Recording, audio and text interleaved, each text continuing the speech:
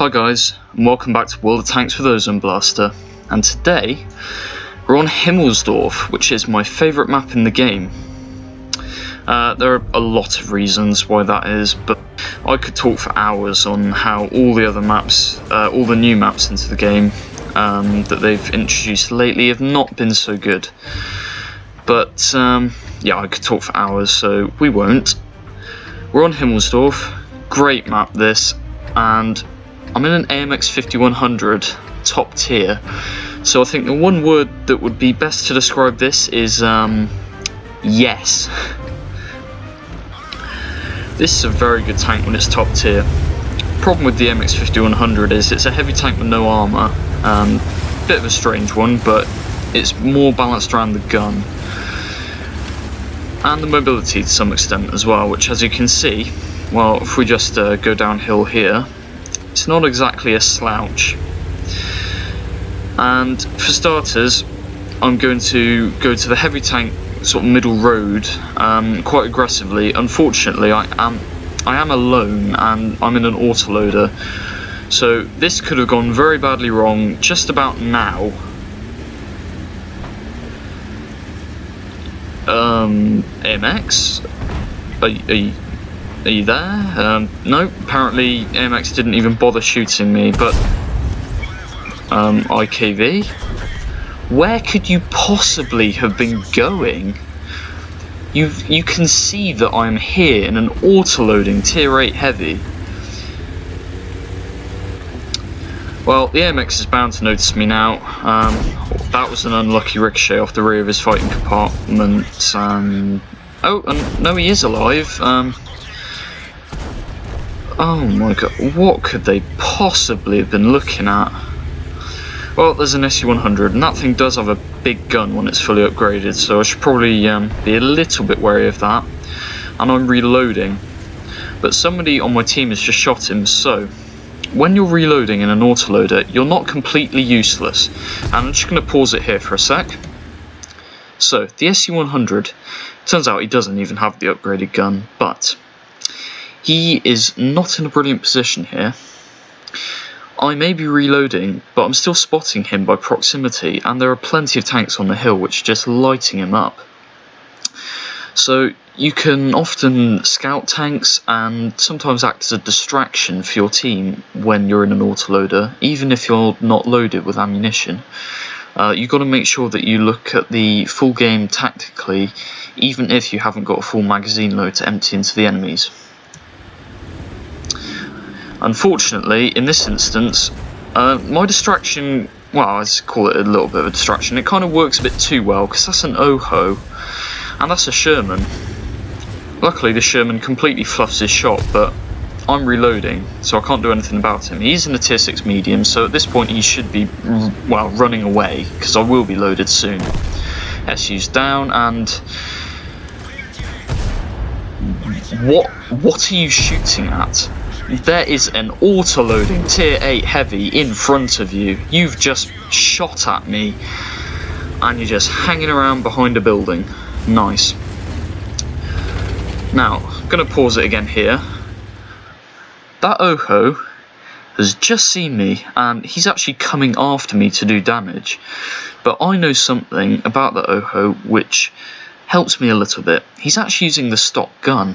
I can tell because of the mounting between the barrel and the kind of flat gun mantle on the turret. It's very different to the fully upgraded gun. But that guy is coming straight after me, and even with a stock gun, I only have 3 shells in the magazine. If he was to come after me now, I might even bounce a shot off of him. And that would leave me with an empty magazine and an OHO, which it might do less damage per shot, but it's got a quicker reload. And I'm not going to survive very long.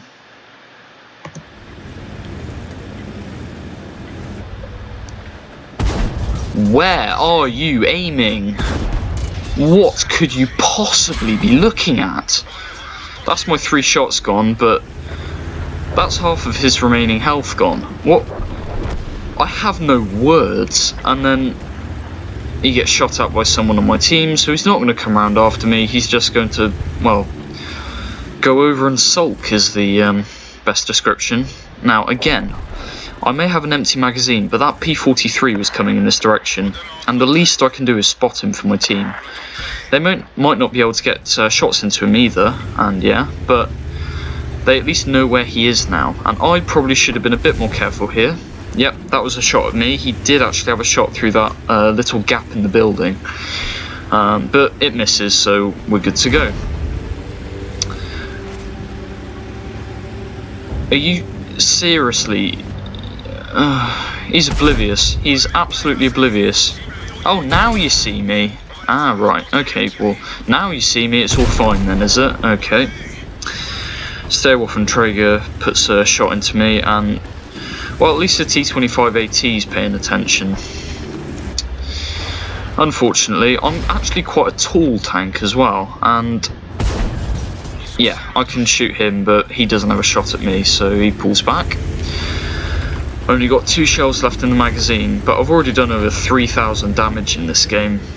Now, there was a projectile, wasn't there? Yep. Where are you aiming? What is it with the enemy team in this game? I'm just not looking at a big fat tier 8 heavy with no armour. Easy. It's like an XP pinata, and they're just not looking at me. Now, I pull out and take the second shot on the Progetto because I knew that he would only get 1 further shot into me, and my shells do more damage, so it was a good damage trade. At this point, there are only 2 enemy tanks left, but this kind of shows the good points about this tank, in the fact that it may not have much armour at all, but it's quite mobile for a heavy, and it's got a very nice auto-loading gun. So you always take advantage of enemies which are tunnel visioning or on low health, because you can then one-clip them. Don't have to worry about them in the battle anymore. You can just get rid of their guns, make sure they can't do any more damage.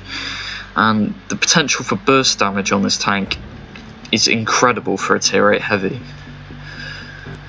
Gotta watch yourself because you don't have much armour, and you are a very large target, but you can still shoot without being shot back at, as you saw when I attacked the T-25AT.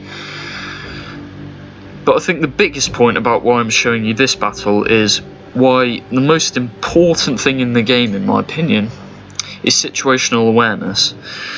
Although we can dumb that down a little bit and just say, pay attention to the big fat heavy tanks which are coming around to shoot you. And I'd also like to give a big thanks to the enemy Oho, the enemy Sherman, who decides to stick around in a tier 6 medium with an AMX-5100 staring at him,